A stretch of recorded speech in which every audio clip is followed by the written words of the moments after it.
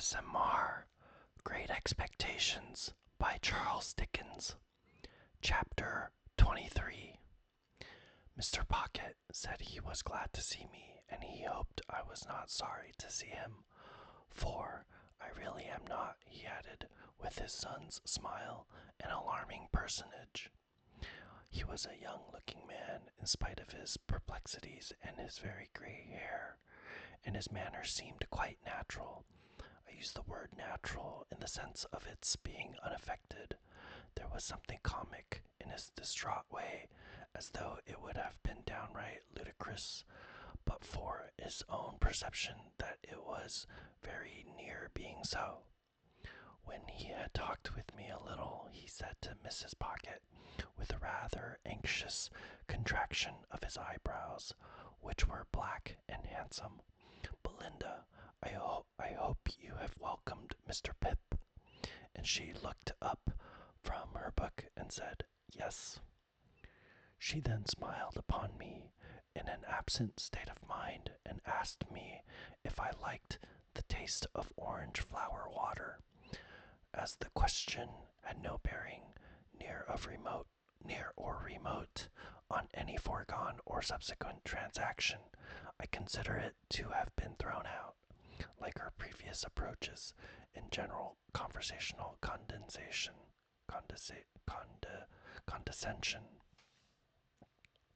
I found out within a few hours, and may mention at once, that Mrs. Pocket was the only daughter of a certain quite accidental deceased knight, who had invented for himself a conviction that his deceased father would have been made a baronet, but for somebody's determined opposition arising out of entirely personal motives.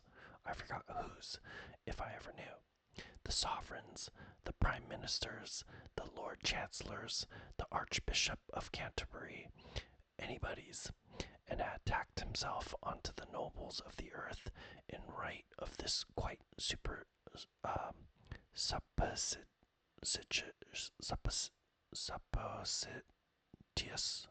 fact, that of this quite supposititious fact, I believe he had been knighted himself for storming the English grammar at the point of the pen, in a desperate address engrossed on vellum, on the occasion of the laying of the first stone of some building or other, and for handing some royal personage either the trowel or the mortar.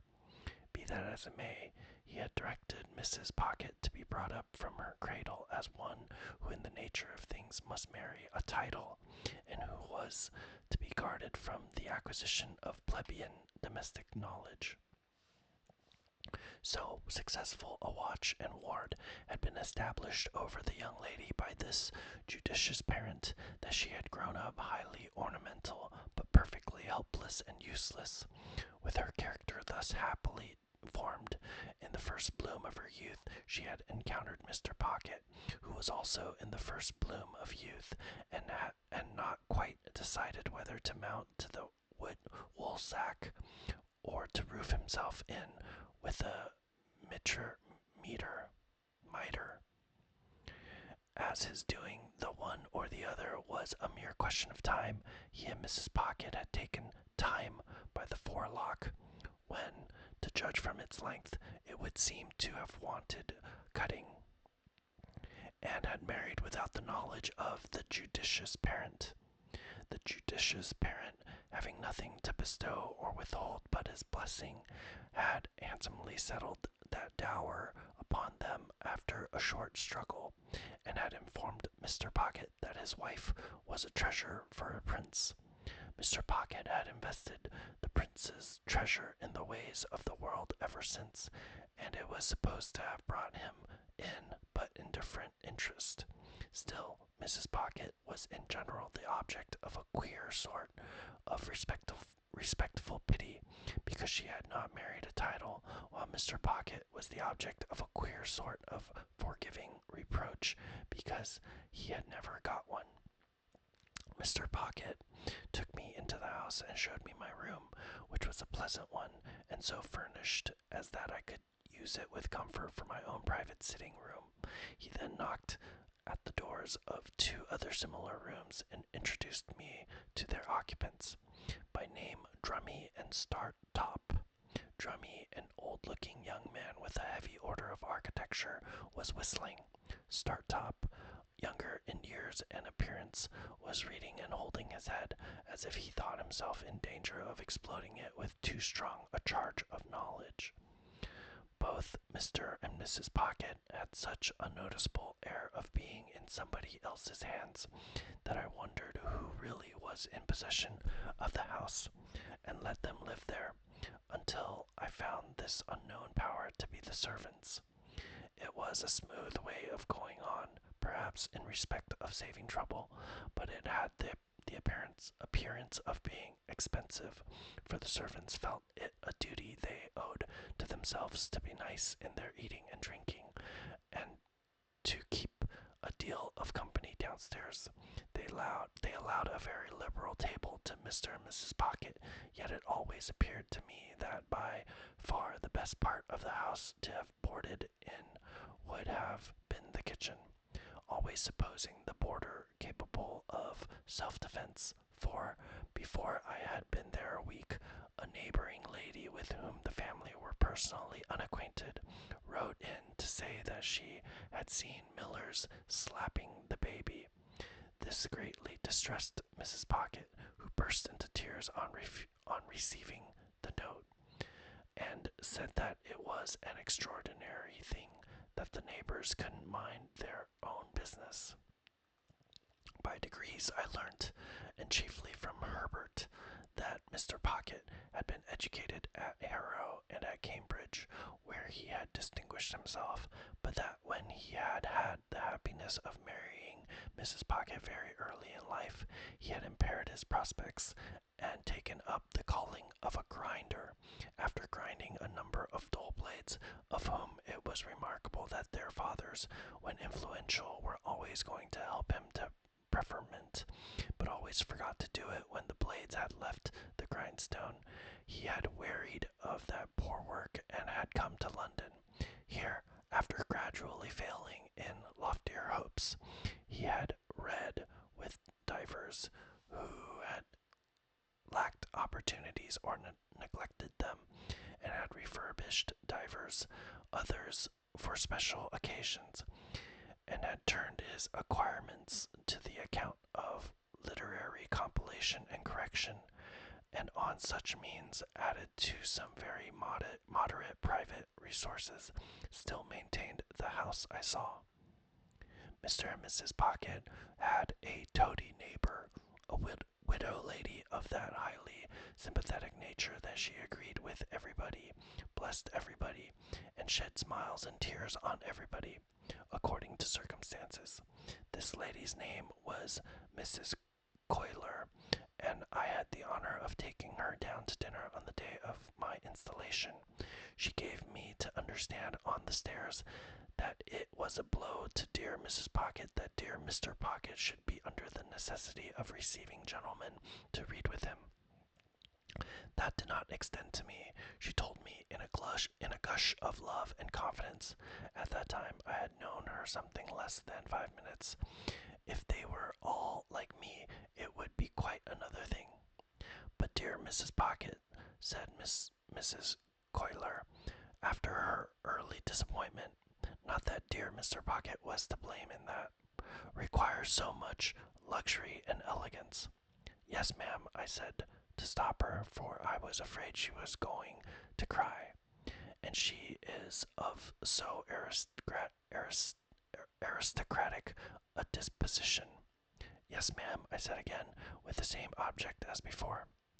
That it is hard, said Mrs. Coiler, to have dear Mr. Pocket's time and attention diverted from dear Mrs. Pocket. I cannot help thinking that it might be harder if the butcher's time and attention were diverted from dear Mrs. Pocket, but I said nothing, and indeed had enough to do in keeping a bashful watch upon my company manners. It came to my knowledge through what passed between Mrs. Pocket and Drummy, while I was attentive to my knife and fork, spoon, glasses, and other instruments of self-destruction. That Drummy, whose Christian name was Bentley, was actually the next heir but one to a baronetcy. It further appeared that the book I had seen Mrs. Pocket reading in the garden was all about titles, and that she knew the exact date at which her grandpa would have come into the book, if he ever had come at all. Drummy didn't say much, but in his limited way, he struck me as a sulky kind of fellow. He spoke as one of the elect, and recognized Mrs. Pocket as a woman and a sister. No one but themselves and Mr. and Mrs. Coiler, the toady neighbor, showed any interest in this part of the conversation, and it appeared to me that it was painful to Herbert, but it promised to last a long time. When the page came in with the announcement of a domestic affliction, it was, in effect, that the cook had mislaid the beef. In effect, that the cook had mislaid the beef. To my unutterable amazement, I now for the first time saw Mr. Pocket relieve his mind by going through a performance that struck me as very extraordinary, but which made no impression on anybody else, and with which I soon became as familiar as the rest. He laid down the carving knife and fork, being engaged in carving at the moment, put his two hands into his disturbed hair, and appeared to make an extraordinary effort to lift himself up by it. When he had done this, and had not lifted himself up at all, he quietly went on with what he was about. Mrs. Coiler then changed the subject and began to flatter me. I liked it for a few moments, but she flattered me so very grossly that the pleasure was soon over. She had a serpentine way of coming close at me when she pretended to be vitally interested in the friends and localities I had left, which was altogether snaky and fork-tongued, and when she made an occasional bounce upon Startop, who said very little to her, or upon Drummy, who said less, I rather envied them for being on the opposite side of the table. After dinner the children were introduced. Mrs. Coiler made admiring comments on their eyes, noses, and legs, a sagacious way of improving their minds. There were 4 little girls and 2 little boys, besides the baby, who might have been either, and the baby's next successor, who was as yet neither. They were brought in by Flopson and Millers, much as though those 2 non-commissioned officers had been recruiting somewhere for children and had enlisted these. While Mrs. Pocket looked at the young nobles that ought to have been, as if she rather thought she had had the pleasure of inspecting them before, but didn't quite know what to make of them. Here, give me your fork, Mum, and take the baby, said Flopson. Don't take it that way, or you'll get its head under the table.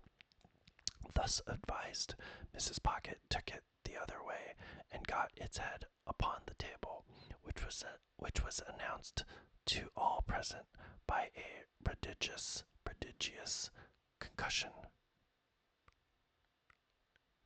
Dear, give it me back, Mum, said Flopson, and Miss Jane, come and dance to baby, do.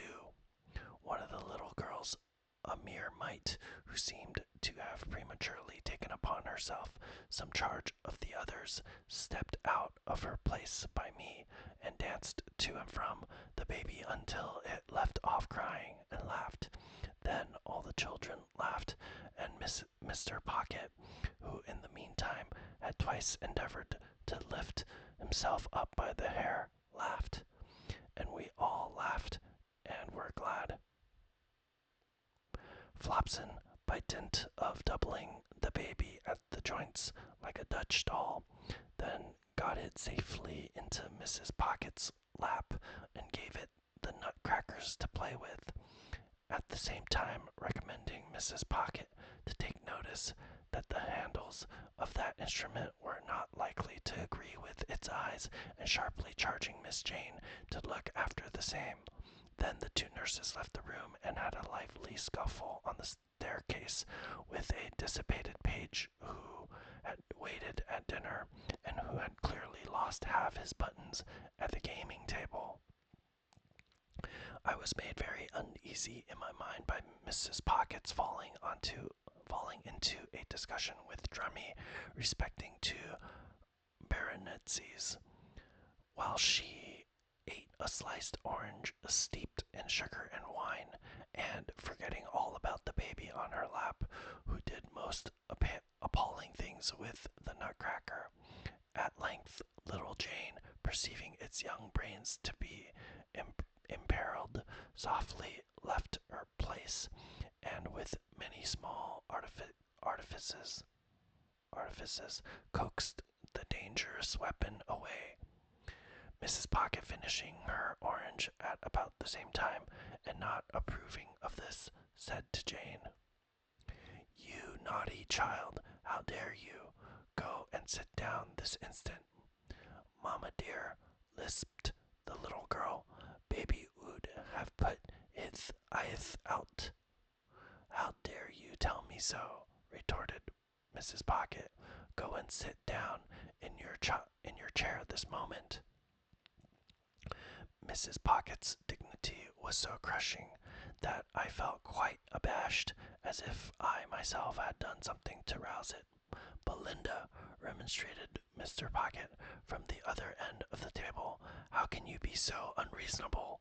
Jane only interfered for the protection of baby." "I will not allow anybody to interfere," said Mrs. Pocket. "I am surprised, Matthew, that you should expose me to the affront of interference. "Good God!" cried Mr. Pocket, in an outbreak of desolate desperation.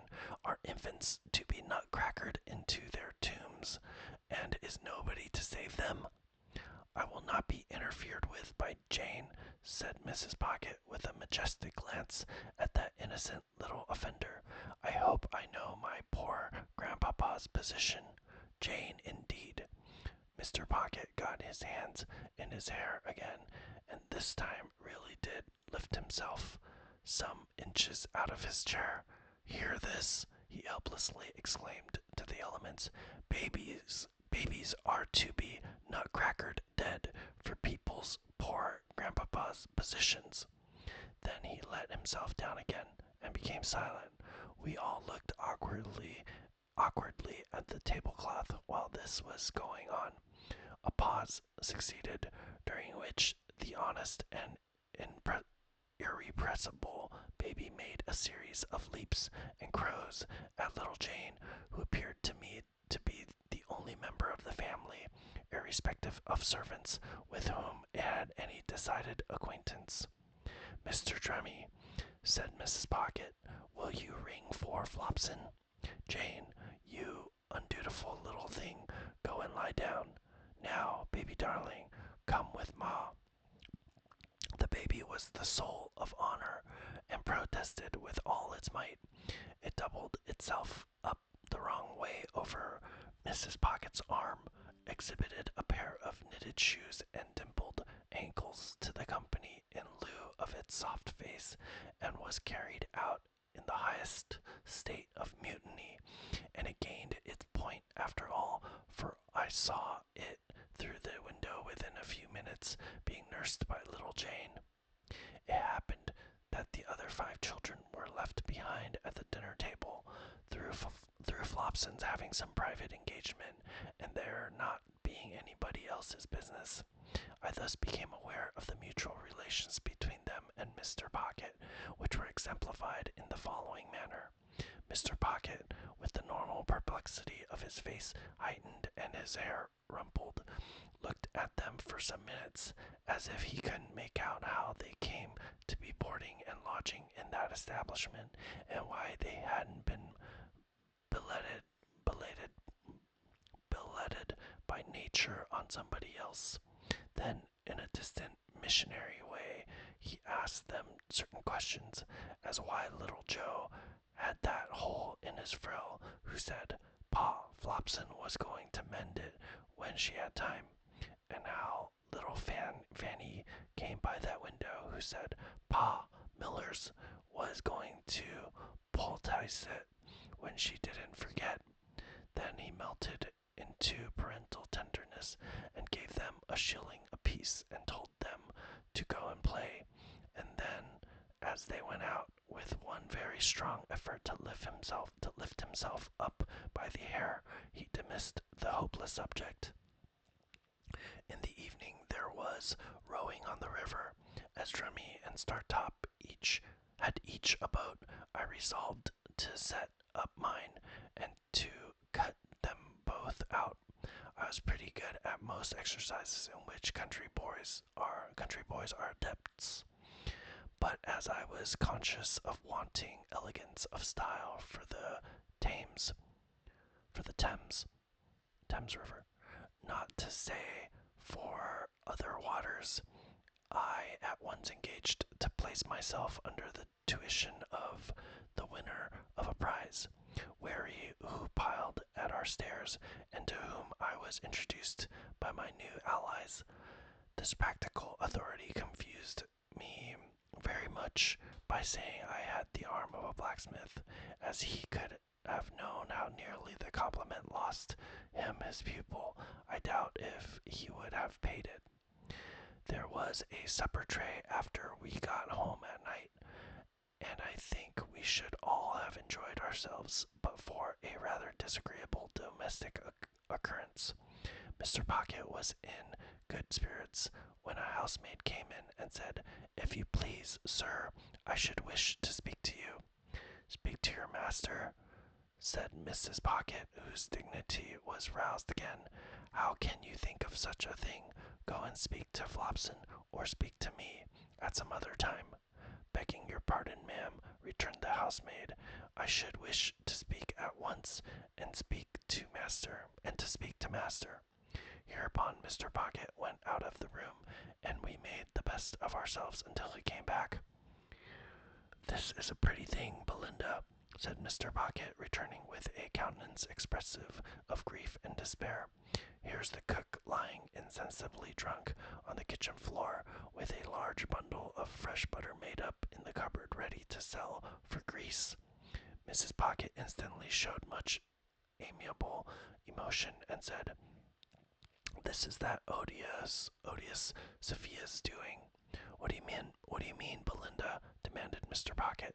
"Sophia has told you," said Mrs. Pocket. "Did I not see her with my own eyes and hear her with my own ears come into the room just now and ask to speak to you?" "But has she not taken me downstairs, Belinda," returned Mr. Pocket, "and shown me the woman and the bundle too?" "And do you defend her, Matthew," said Mrs. Pocket, "for making mischief?" Mr. Pocket uttered a dismal groan.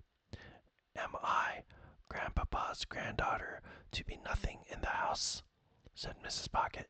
"Besides, the cook has always been a very nice, respectful woman, and said in the most natural manner when she came to look after the situation that she felt I was born to be a duchess." There was a sofa where Mr. Pocket stood, and he dropped upon it in the attitude of the dying gladiator. Still in that attitude, he said with a hollow voice, "Good night, Mr. Pip." When I deemed it advisable to go to bed,